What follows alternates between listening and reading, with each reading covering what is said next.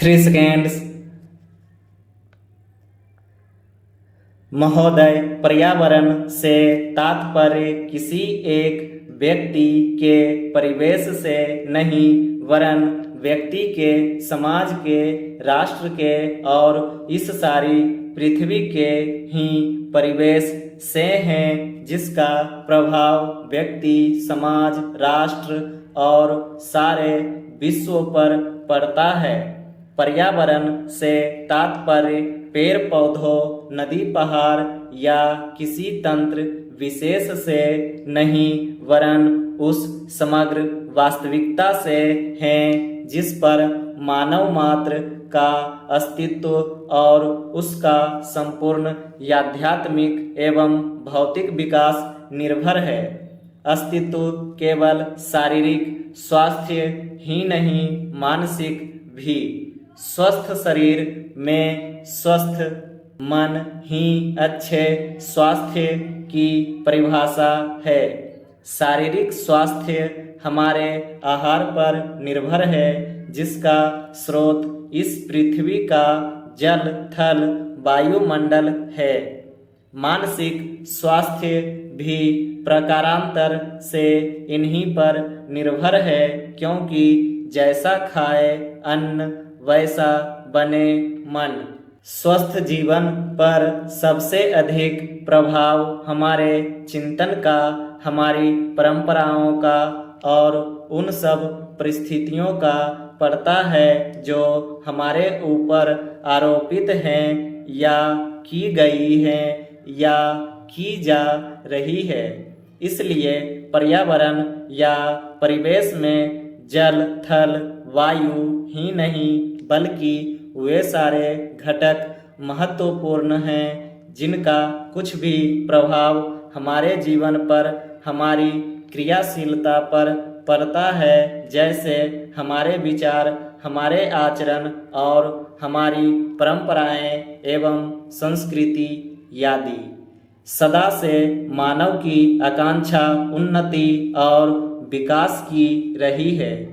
जगत का अर्थ ही है गतिमान, और गति दोनों ओर संभव है, उन्नति की ओर भी और अवनति की ओर भी।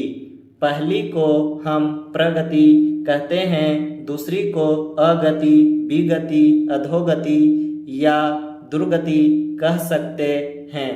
वास्तव में मनुष्य ऐसा जटिल प्राणी है जिसमें अनेक विरोधाभासी और असंगत प्रतीत होने वाली प्रवृत्तियां और प्रतिक्रियाएं होती है।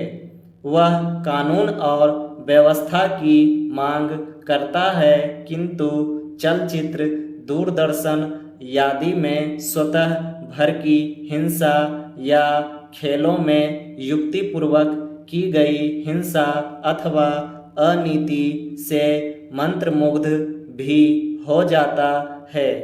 मनुष्य अपनी ही जाति आ वर्ग के व्यक्तियों के प्रति प्रायः बहुत अधिक प्रतिद्वंद्वी होता है, किंतु कोई बाहरी खतरा उपस्थित होने पर उनके प्रति हद से ज़्यादा सहयोगी बन जाता है। वह सड़कों पर या युद्धों में सामूहिक विनाश के प्रति उदासीन रहता है, किंतु किसी खान में फंसे हुए एक व्यक्ति या किसी कुएं में गिरे हुए एक बालक की रक्षा करने के लिए ढेरों साधन जुटा लेता है।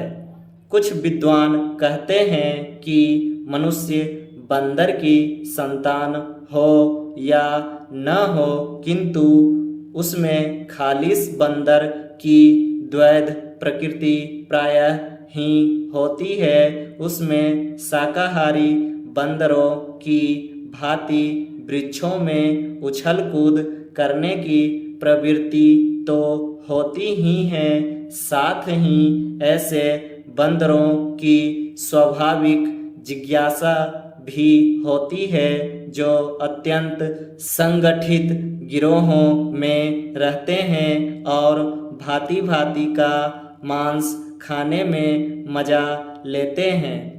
मनुष्य की ऐसी परस्पर विरोधी इच्छा आकांक्षाओं से निपटना असंभव होता है, फिर भी किसी प्रकार का संतुलित मध्यम मार्ग अपनाना अनिवार्य होता है। यही बुद्धिमानी का रास्ता है। विद्वानों ने मानव की मूलभूत आवश्यकताओं को 5 स्तरों में रखा है।